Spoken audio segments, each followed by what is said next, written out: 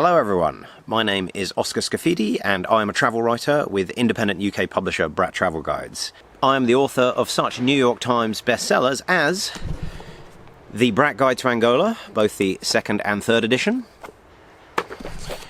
The Bradt Guide to Equatorial Guinea, first edition, and Kayak the Kwanzaa, which is a story of our Guinness World Record setting 1,300 kilometre source to sea navigation of Angola's longest river. I'm here today to talk to you about my latest book, which is the Bradt Travel Guide to Tunisia, first edition, which is published on the 26th of June 2023. This Bradt Guide to Tunisia is the result of 3 years worth of intensive research on my part, so I actually lived and worked in Tunisia all the way through from July, August 2019 through to about September 2023. And during that time, I drove about 30,000 kilometers in my 4x4, collecting information on all sorts of interesting ecotourism and sustainable tourism opportunities so that visitors can enjoy it as much as possible. I also started a Tunisia-focused YouTube channel called Scafidi Travels, where I film my adventures as I was traveling around the country. So now if you go onto YouTube, you'll be able to find over 100 videos of my various adventures, and they're all divided up by governorate. And these videos have actually been QR coded into my guidebook. So as you're going through, you'll see links to QR codes. You just scan them with your smartphone, and then the videos will play. Now, the original format for these Bradt author Q&A sessions is that there's a talk and then there's a Q&A session at the end. But because I've been told to keep this whole thing under an hour, I'm actually just going to launch straight into the questions because we've gathered so many questions across Bradt's social media channels, whether it be their Twitter account, their Instagram, their Facebook, and I want to try and address all of them. Yeah, I think we're going to run out of time if I waffle on for 20 minutes about the research process and then we launch into the questions. So let's get straight going with the questions, and I'm going to start with questions taken from Twitter. Okay, our first question, let's have a look. It's from Abigail King on Twitter, at Inside Travel Lab. And she has asked, what is it like for women? How much do you have to cover up? How safe is it to be out on your own? It's an excellent question. It's one that I actually get asked all the time, especially on Reddit and on my YouTube channel. So I don't want to just parrot the entire section I wrote about this in the guidebook, but I'll start by saying that Tunisia is one of the most progressive Arab countries in sense of women's economic rights and political participation. So that's the kind of context that we're talking about when we address this question. To start with the question of how much you have to cover up, I mean, really it comes down to individual judgment. You are very unlikely to be told to change what you're wearing by a Tunisian. I'd say the only context you might encounter that as a tourist is when you're entering a religious building. So whether that be a mosque, a synagogue or a church, there's a certain dress code expected there of both women and men. So you would need to dress appropriately in that circumstance, or you might actually be offered specific clothing to borrow while you're inside the religious building. A lot of the places frequented by tourists, so Tunis, the capital city, and the entire eastern coastline, all the way from Hammamet down to Sousse, down to Sfax, they're all very cosmopolitan, they're very used to tourists, they're used to the way foreigners dress, so I mean, you can basically wear what you would wear at home, and bikinis and that kind of thing are going to be fine in the usual kind of tourist resort areas. Having said that, once you head to the interior, you head to the south, it's much more conservative. They are less used to foreigners, so it would probably pay to dress more conservatively in those areas, otherwise you're going to stand out quite a lot. Coming back to the question of safety for women travelling on their own, I'm not a woman, however, anecdotal evidence from my female friends, both Tunisian and foreigners visiting and living there as expats, would be that I think serious sexual assaults and that kind of thing are pretty rare. However, getting unwanted attention from people is a little bit more common.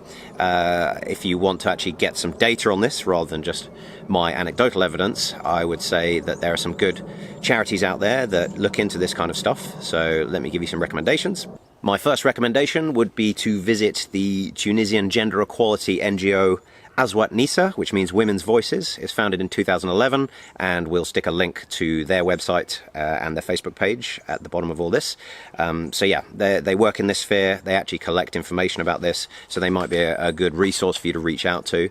Another one, not an NGO, but a government agency, is the Organization for...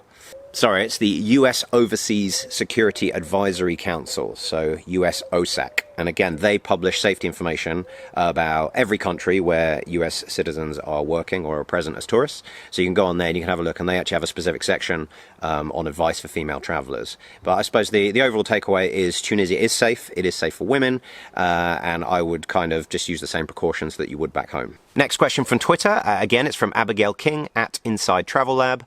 She has asked, how well is it suited for family travel? Is it a place where children are tolerated or adored? Tunisia is an amazing family travel destination. So Tunisian life revolves around children and family, and they are very, very enthusiastic to see and meet and interact with visitors' children. So yeah, I mean, I can't think of many locations where Tunisians would consider it inappropriate to bring children. So you know, they're welcome in restaurants almost every time. If you are going to hotels, that kind of thing, they're going to be set up for children.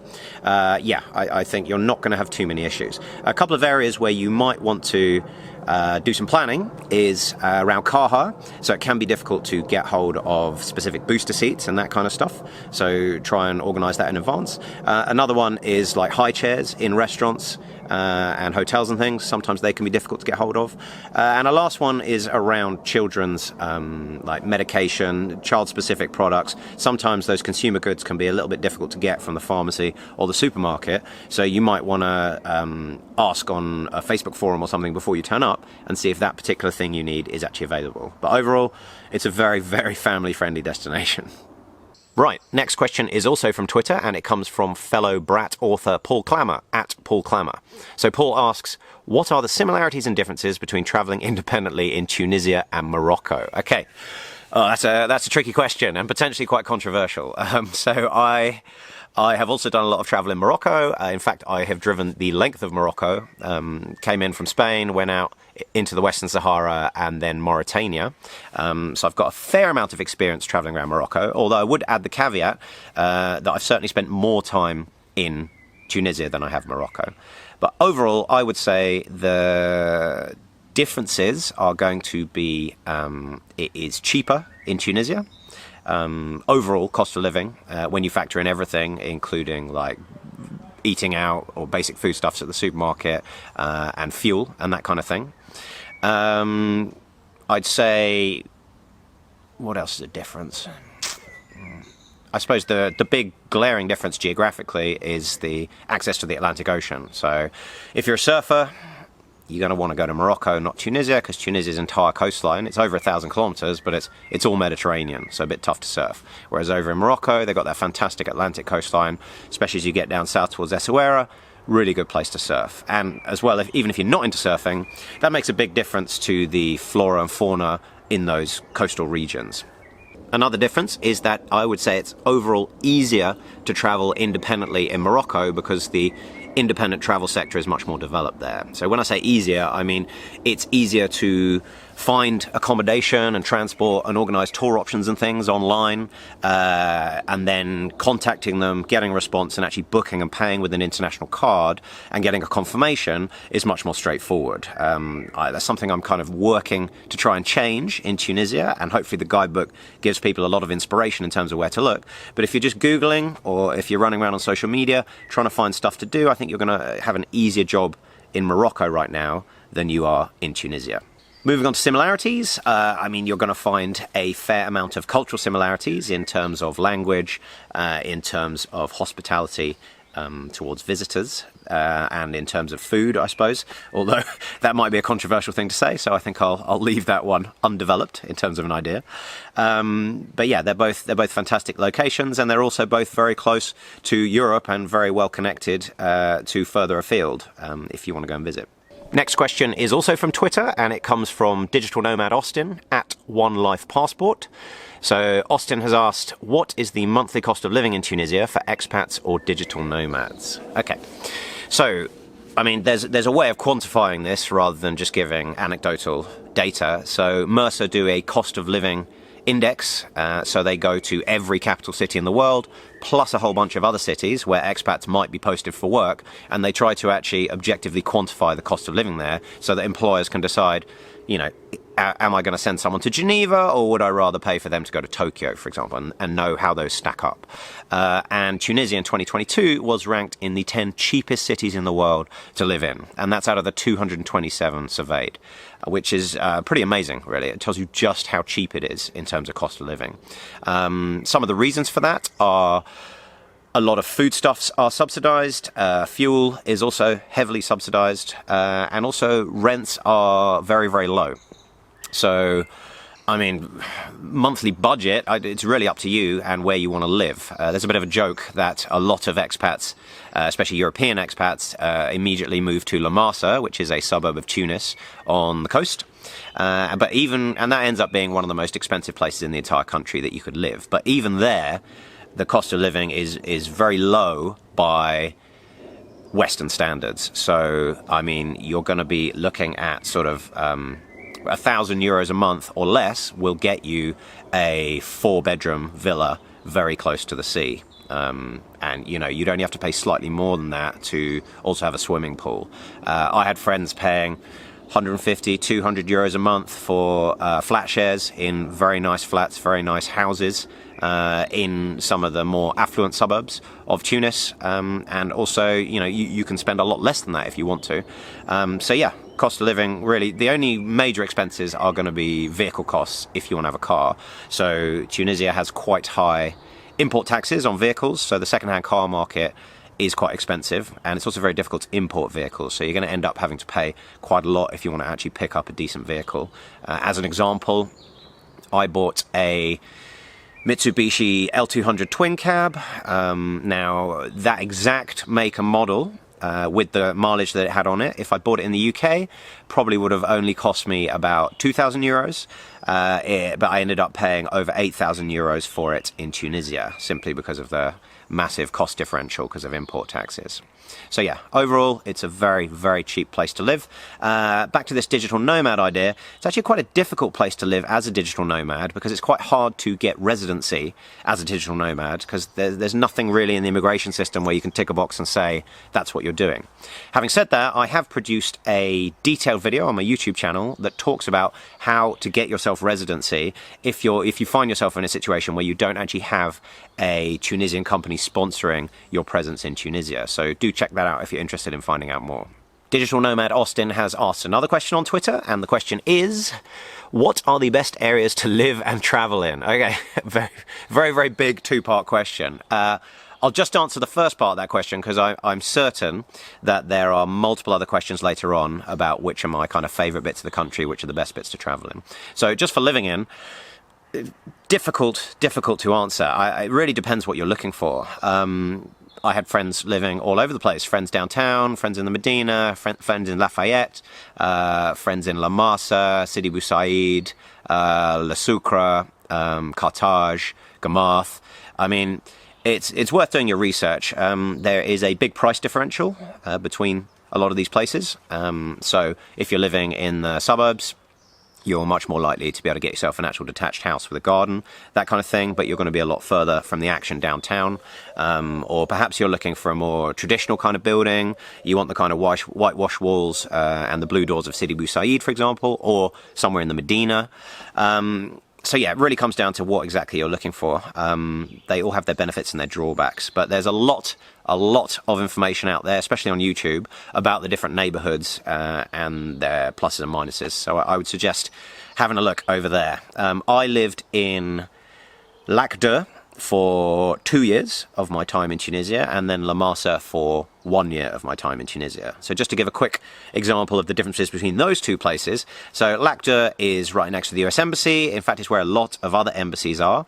It's just off the main motorway heading in from the airport. I mean, the benefits are a lot of the buildings are new build, so they're bright and shiny, skyscrapers. They're relatively cheap. So you get more bang for your buck in terms of floor space. Drawbacks are there's not much nightlife. I think it might be because it's a dry neighborhood, so nowhere actually sells alcohol, including the supermarkets. So lots of people go there to go and smoke shisha, and there's some quite good restaurants and that kind of thing. But if you're looking for a beer or a club or a bar, you're going to have to go elsewhere. Lamasa, on the other hand, is kind of a much older settlement. So a lot of the houses were built during colonial times and even before. So you've got some beautiful old buildings from the like 1910s and 1920s, as well as some modern ones. You're going to be able to get like actual houses there. And you're going to be closer to the beach, and a beach that you might actually want to go swimming on, whereas in Lakdo you're next to a lake, but you certainly wouldn't want to jump in it. And also in Lamasa there's just more kind of nightlife, there's more restaurants, there's more of that sort of thing. But there are also more tourists in the summer season, so it's kind of a trade-off there. Digital Nomad Austin has asked a third question, and that is, how is the internet for working online? The internet's okay, it's not great. That's my overall response. It really depends what you're doing. If you're doing anything download intensive, then you're going to have a fair amount of difficulty. And if you're doing anything upload intensive, then you're going to have even more difficulty. So for my YouTube channel, I found that the only way I could upload like gigabytes and gigabytes of video files quickly was actually to use a mobile dongle. So I was basically using mobile data, which ended up being quite expensive. Home internet, quite difficult to get high-speed home internet in a lot of parts of Tunis. So I wasn't actually able to get it where I was, which was quite surprising, given that I was in Lamasa.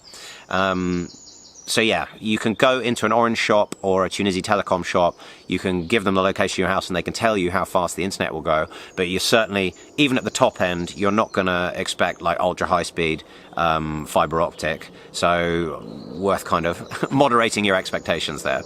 Right, next question is from Catkins, @2Catkins on Twitter. So, Catkins has asked, what offline apps are good for exploring Tunisian history? First app I'm going to recommend is Time Travel Rome. So you can download that from the App Store or from Google Play. Basically, that provides a compendium of the archaeological sites, not just in Tunis, but all over the ancient Roman world. And I've actually integrated that into the Bradt guidebook. So you'll see that a number of sections where we're talking about an archaeological site, you'll see reference to Time Travel Rome's content. So yeah, they're really good. And they've covered some really obscure sites all over the country. So not just the UNESCO World Heritage Site of like the Antonine Baths or something. So check that one out. Another one that I really like is a Tunisian startup called Historiar. So Historiar. If you look them up on Facebook or on their website, they have basically made an app that gives you 3D tours of some of the archaeological sites in Tunis, or not in Tunisia rather. And actually they do some kind of virtual reality reconstruction. So one of the ones that they have is the Punic ports in Carthage. It's really incredible some of the stuff they've done, and I think they're expanding the amount of different sites that they cover, so definitely worth having on your phone for when you visit Tunisia. Right, second question from Catkins is, should I pay tips at hotels, eating establishments, and if someone has been helpful, what is a fair amount to give? Yeah, so, I mean, tipping is pretty important when it comes to low-wage service sector jobs. So I'd say that like 10 to 15% would be pretty standard if you're going to be tipping a waiter in a restaurant. But tipping culture isn't quite as developed as it is in some countries like America, for example. So it's definitely not going to be expected by everyone. Like taxi drivers aren't going to expect you to tip them. Just people helping you in the hotel aren't really going to expect you to tip them. But yeah, I'd say a fair amount is probably 10 to 15% of whatever it is that you're paying in those specific contexts. Catkins has asked a third question on Twitter, and this is one that I quite like. They've said, I've seen YouTubers using drones. Are they now allowed in Tunisia? Yeah, complicated. So, drones are not forbidden in Tunisia, but they are extremely difficult to get a permit for. So essentially, they're banned. In order to get permission to fly a drone in Tunisia, you have to jump through an incredible series of hoops. You have to get permission from 4 different ministries. You need to get an import permit before you even arrive in the country with the drone. Otherwise, you face having it confiscated at the airport or the port, which you don't want. Again, I've produced an almost 20-minute long video on this exact topic. I did this 2 years ago, and actually the rules haven't changed since then. So there was some discussion about kind of streamlining the process, making it easier, kind of following the French system where you kind of register online, but that hasn't really gone anywhere recently. So the rules are still exactly the same as in the video I made 2 years ago. But yeah, The answer is they are allowed, but it's extremely difficult to get a permit, and most of the footage that you're seeing on YouTube is probably people flying their drones illegally, which I certainly wouldn't recommend. Final question from Catkins, and it is, what shouldn't I photograph in Tunisia? Okay, pretty similar to a lot of other countries, to be honest. So don't point your camera at security forces or the military. They're not going to like that. Don't point your camera at government buildings or the presidential palace. They're certainly not going to like that. They're not too uptight when it comes to kind of critical infrastructure. So I know in some countries, the police will get really upset if you take a picture of anything that could be assumed as even, you know, vaguely critical infrastructure, like a dam or a bridge. I haven't heard of many people getting in trouble for taking pictures of picturesque dams or bridges, but it's worth erring on the side of caution, I would say. And overall, the police are pretty professional and pretty helpful when it comes to dealing with foreigners, so probably worth asking before you take the photograph if you're unsure, so that you don't end up getting into trouble. Next question is from African Stalingrad, so at Tunisia_1943. So I've actually been working with Trevor, who owns that handle. He is a military historian, and he actually contributed some really excellent bits to the guidebook to make sure that our coverage of World War II history in the country is complete. So yeah, you'll actually see his name mentioned a few times in my guidebook. But anyway, Trevor has asked, what roadmap would you recommend for Tunisia? All right, so having driven all over Tunisia, I can give quite a detailed answer to that one. Firstly, my main kind of macro map was the classic Michelin North and West Africa. So that's national map, I think 741. So that's worth having if you're planning out like a long road trip. When you dig down into a little bit more detail, I would say that the app that I used most frequently was Maps.me, so that's based on the OpenStreetMap database. I found that to be more accurate than Google Maps, especially when it came to more rural areas and when it came to kind of tracks that could only be used by 4x4s. Yeah, much more accurate. I didn't really use the Tracks for Africa database, although I assume that that's quite good, simply because it's good in a lot of Tunisia's neighbours. Okay, next question is from Hugh Brune on Twitter, and Hugh has asked, can you recommend any novels set in Tunisia that it will be worth reading before visiting? Yes, I can. Let's have a look. I've actually got quite a few novels recommended in one of the appendices of the travel guide, but let me just pick out one of them for you. I would say that the 2017 book L'Italiano, written by Shukri Mabkout, is quite good. So that actually won the 2015 International Prize for Arabic Fiction. It's set in the late 80s and early 90s, I think, in Tunisia, and it's basically kind of the story of a love affair between a rebellious student slash journalist slash activist and a philosophy student love interest called Zaina. Yeah, definitely worth checking out. Right. On to the next question, and it is from @SuaveJaguar, which is a fantastic Twitter handle. Congratulations. So Suave Jaguar has actually asked 4 questions. So the first one is, what tour companies would you recommend to visit the Star Wars filming sites with? Right. There are a lot of tour companies that offer Star Wars film site trips of varying quality. I would say the best one is got to be Galaxy Tours. So please check out Galaxy Tours. I worked very closely with Galaxy Tours in putting the Bradt Guide to Tunisia together.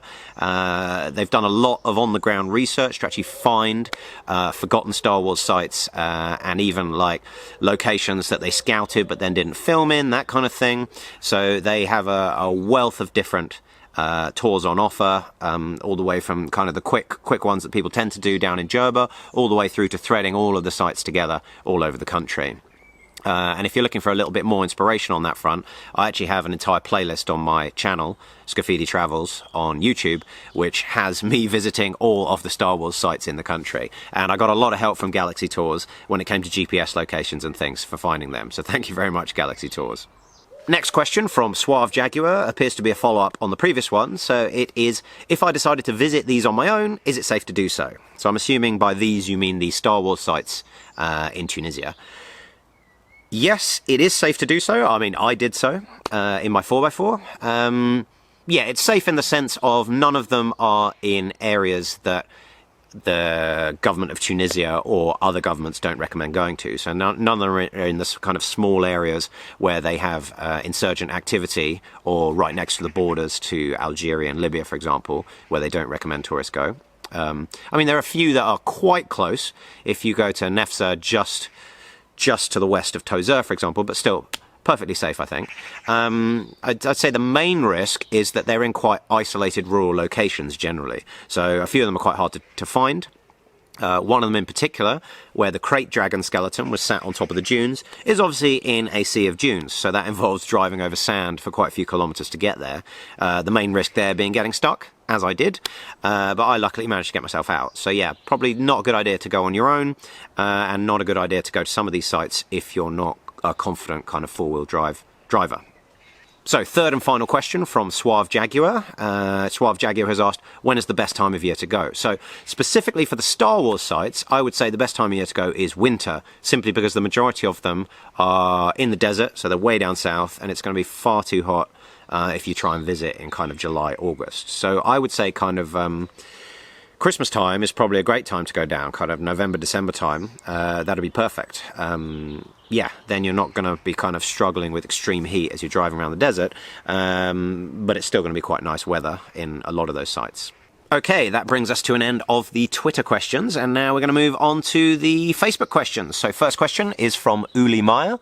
Uli has asked, what's the asking price versus the real price in a market, for example? Do you need to bargain hard? Okay, I'd say the amount of haggling that you need to do is probably going to be directly proportional to how used to foreigners that particular vendor is. So in areas that are frequented by foreign tourists, so for example in Tunis Medina, or you know, in the knick-knack shops in places like Sousse or Hammamet, or even in Djerba, in some of the ceramics markets, that kind of thing, you're going to find that the asking price is a long way from the real price. So, you know, you're going to have to bargain hard to get it down, and it's going to be multiples of the real price. So yeah, you got to work hard, but you know, it can be done. You can get it down, and you'll get an idea as you travel around for what the actual price is for various items.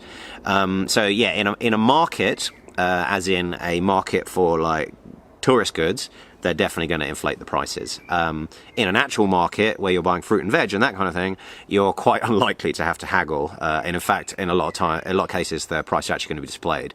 So no, you should be fine in that regard. But yeah, be prepared to bargain hard. But it's not going to be like, I don't think it's going to be quite as tricky as somewhere like Egypt or Morocco, where kind of they are more used to charging high prices to foreigners in more different locations. Our next Facebook question is from Jasper Verkrust. Apologies if I've pronounced your surname incorrectly. But Jasper has asked, is it safe to hike through the Tunisian Sahara? Good question.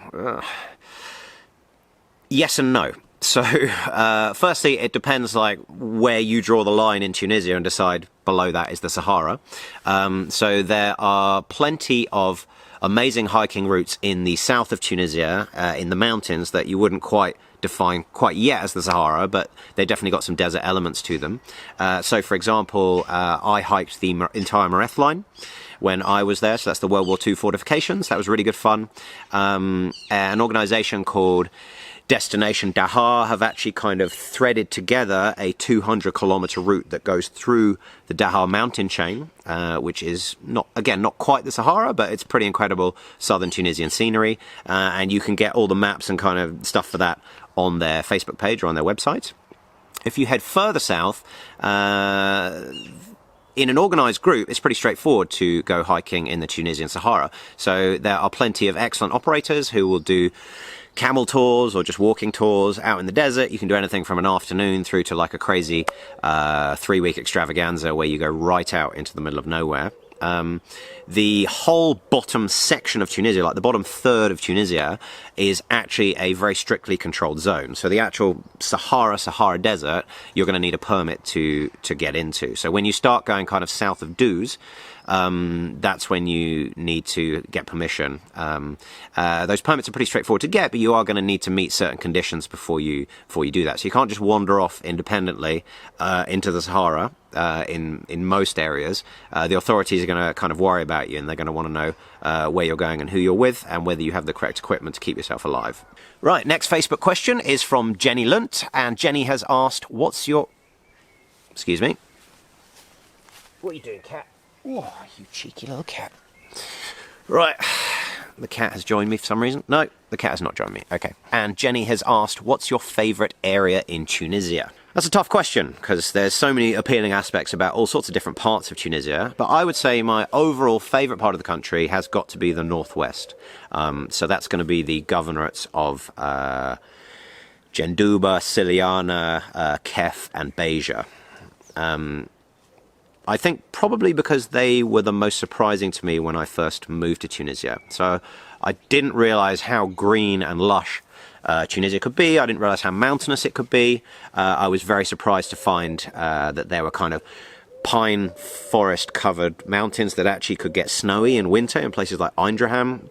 And I love the great outdoors and all sorts of outdoor activities. So I love to kayak, I love to hike, I like to camp. I like to do long distance running, so you can do all of those things up there. And also it's got some excellent beaches, and it's one of the few places in Tunisia you can actually surf. So you've got a big long coastline there, and over towards Tabarka, right over by the Algerian border, there's some pretty good surf in winter. So I think that's my favourite part of the country. Yeah. Right, Jenny has asked a second question on Facebook, and I realise I kind of half answered it already. But Jenny has asked, what surprised you most about Tunisia? So yeah, as I said, one of the things that really surprised me was the variety of landscapes, and in particular the landscape that I found up in the northwest when I went exploring. But I'd say probably another thing that surprised me was how kind of cosmopolitan Tunisia was. I didn't really know much about the country before I moved there. I did have a few friends who worked in Tunisia before I arrived, so I was able to kind of ask them for a bit of information, but it's quite hard to get an idea of what a place is like until you actually arrive and you start living there. And yeah, Tunis really, really surprised me. It feels a lot more cosmopolitan, a lot more Western. I was surprised at like how many people spoke English. I was kind of surprised by how many people spoke Italian and other languages. And yeah, it felt to me, so I'm an Italian citizen, I was born in Italy, and a lot of aspects of it felt to me very, very culturally similar to southern Italy. That's definitely not something I was expecting. I was expecting Tunisia to be much more kind of grounded in Arab language and Arab culture, that kind of thing. On to our next Facebook question, and it is from Abby at Inside the Travel Lab, and Abby has asked, what are the roads like and signposts? Okay, so again, I think I'm pretty well qualified to comment on this. So the roads are pretty good quality. This is another thing that actually surprised me about the country when I arrived. So yeah, decent tarmac. It's very unusual to find a road that's completely rutted full of potholes where you have to drive super slowly. Yeah, good quality. And there's like a toll road motorway that'll take you all the way from Tunis down as far as, gonna say, Gabes before you run out. So you can do hundreds and hundreds of kilometers on a decent motorway. The only issue with the motorway is I think they put, I don't know exactly how it's built, but perhaps something gets put on it because of the temperature variations in summer. But anyway, it can get a little bit slippery either when wet or when it gets dusty. So worth bearing that in mind as you're driving. In terms of signposts are pretty good. Signposts are in French as in regular alphabet text, and then they are also in Arabic text. Abby has asked a second question on Facebook, which is, how similar is Tunisia to Morocco? Yeah, I get asked this quite a lot. I think I've partially addressed this when I was talking earlier on. But rather than give like a long side-by-side comparison, I'd say even if you've been to Morocco, I think it's definitely worth visiting Tunisia. I think you'll be quite surprised by how different Tunisia is to Morocco in terms of the food, in terms of the culture, in terms of the landscapes and the kind of activities that you can get up to. So yeah, Don't feel like you've ticked off North Africa simply because you've been to Morocco, because there's a lot of difference, and it's definitely worth exploring Tunisia. Dr. Helen Matthews has asked on Facebook, what are the local food specialities? Well, that's a big question. So let's talk through a few. So I guess we can let's try and go through a meal from the starter all the way through to the dessert. So I'll start with the starter. Some things that you can expect. I guess shorba would be one, which is kind of a bulgur wheat or durum wheat based soup. It's pretty tasty. I really used to like shorba, and often you kind of squeeze a lemon on top as you're having that. Brick is another really popular starter, so that's basically a deep fried pastry. It's going to have an egg in it. It's probably going to have tuna in it. It's going to have some parsley. Yeah, you might find a few other ingredients thrown in as well. So that's very, very popular. And again, you're going to squeeze lemon on that one as well. What else? You get all sorts of different salads. So maybe salad meshwaya is another one. So that's going to be grilled vegetables, all very finely sliced. Salad meshwaya is often extremely spicy, which some people find surprising, but yeah, delicious. In terms of main courses, couscous is a very, very popular staple, so you're going to get a lot of couscous dishes with steamed or grilled vegetables on them, some slow-cooked lamb, fish, octopus, that sort of thing. You've got a fantastic variety of seafood, grilled fish especially, that I really enjoy when I'm in Tunisia. Merguez is another one, which is like a thin, like chipolata-like spicy mutton or beef sausage. That's really nice, and I was quite keen on the kind of roadside meats that you get, especially grilled mutton as you're driving from place to place in Tunisia. In terms of desserts, you're going to find there's a lot of kind of Middle Eastern Ottoman influence there. So there's a lot of like really sweet pastries with nuts and honey on them, that kind of thing. So baklava is a pretty common one to find, and also things that look a lot like Turkish delight. Some Tunisia specific one, I know that Sfax does some nut and kind of yogurt based dessert that is quite distinctive for the region. I also know that for the Prophet Muhammad's birthday, everybody eats a, what's it called? It's like zugugu, I think is what it's called. And it's like this pine nut custard is the best way of describing it. It's really confusing. So the first time I saw it on a notice board, I was thinking, what is that? Why are they advertising like a yogurt, but with a picture of pine trees? Yeah, no way to really describe to you what that tastes like, but you should definitely try it. It's quite interesting. That brings us to the end of all the questions. Thank you very much for sending them through, and also thank you for your patience in waiting for them to be answered. If you have any more questions, then you can always reach out to me on social media. So you'll be able to find me on Facebook via the Bradt Guide to Tunisia Facebook page. You can find me on Instagram, Oscar Scafidi. You can find me on Twitter, either Scafidi Travels or Bradt Tunisia. And you can find me on YouTube, Scafidi Travels. So all of those social media links will be stuck in the description below of this video. So yeah, please reach out if there's anything I haven't covered here. But I think we've had a pretty comprehensive series of questions and answers there. So yeah, please pick up the guidebook, either in print or ebook formats from the 26th of June onwards. So you can get it on Amazon, you can get it on the Bradt website, you can get it wherever you usually buy print or Kindle books. And yeah, please go to Tunisia and please explore it. It's an incredible country, and I hope to encourage more people to explore, whether they are domestic tourists, so Tunisians themselves, or whether they are foreign visitors. Goodbye.